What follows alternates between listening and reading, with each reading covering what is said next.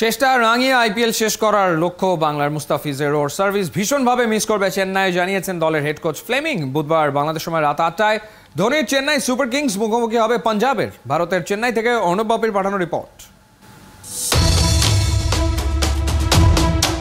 মনে কি তবে বিষণ্ণতার মেঘ? বিদায়ের বিচ্ছেদে ঝরবে বৃষ্টি। ফিজের তো বাড়ি ফেরার সময় ঘনিয়ে এলো। একদিকে যখন মাতৃভূমির টান, অন্যদিকে তখন সর্বোচ্চ উইকেট শিকারী হয়ে পার্পেল ক্যাপ ছোঁয়ার ক্ষণ। দোটানার দোলাচল হয়তো ফিজের মনে। তবুও সময়ের সিদ্ধান্ত তাকে মানতেই হবে, মাঝপথেই ছেড়ে আসতে হবে মহেন্দ্র সিং ধোনির হাত।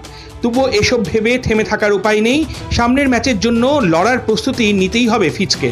তাই তো বল হাতে নিজেকে ঝালিয়ে নিলেন কাটার মাস্টার। করেছেন ক্যাচ প্র্যাকটিস।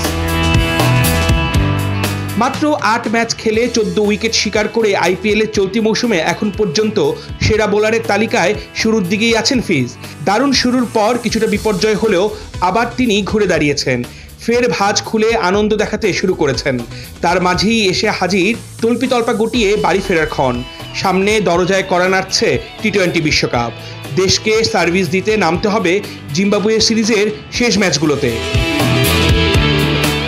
কেবল ফিজ চেন্নাইকে মিস করবে না, চেন্নাইও তাদের অন্যতম সেরা বোলারকে মিস করতে বাধ্য। ফ্লেমিংয়ের কথাতেই বোঝা গেল পরিষ্কার, ফিজ আসলে চেন্নাইয়ের ডেরায় কতটা আরাধ্য। স্লো উইকেটে আমাদের হয়ে মুস্তাফিজ দারুণ বল করেছে। ও আমাদের বোলিং ইউনিটের বড় অস্ত্র। মুস্তাফিজের সার্ভিসটা আমরা ভীষণভাবে মিস করব। ওর জন্য আমাদের সব সময় শুভকামনা। এই ম্যাচটা দুই দলের জন্যই গুরুত্বপূর্ণ। 9 ম্যাচে 5 জয়ে চেন্নাই পয়েন্ট টেবিলের 3-এ। অন্যদিকে সমান ম্যাচ খেলে পাঞ্জাবের অবস্থান 8 নম্বরে। ধোনির চেন্নাই চাইবে প্লে অফে নিজেদের অবস্থান শক্ত করতে, আর পাঞ্জাবের জয়ের বিকল্প নেই। এই পর্যন্ত 28 বারের মুখোমুখি দেখায় 15 বারই জিতেছে চেন্নাই। আইপিএল মানে তারকাদের মিলন মেলা। এই একটা মঞ্চে দেশ বিদেশের ক্রিকেটাররা এক হন।